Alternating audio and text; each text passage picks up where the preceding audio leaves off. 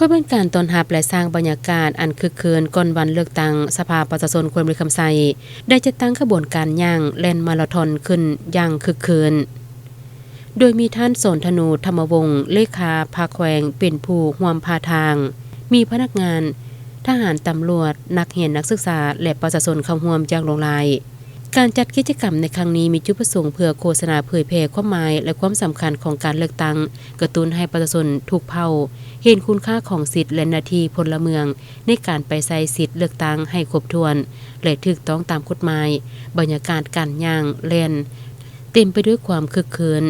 โดยมีขบวนป้ายค้ำควรและการประดับประดาที่สวยงามสะท้อนให้เห็นถึงความสามัคคีและความพร้อมของพนักงานประชาชน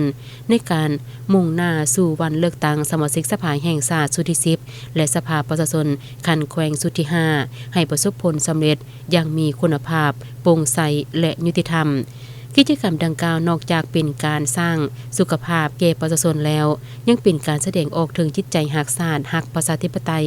และความตื่นตัวทางด้านการเมืองของประชาชนชาวแขวงคำไสอย่างกว้างขวาง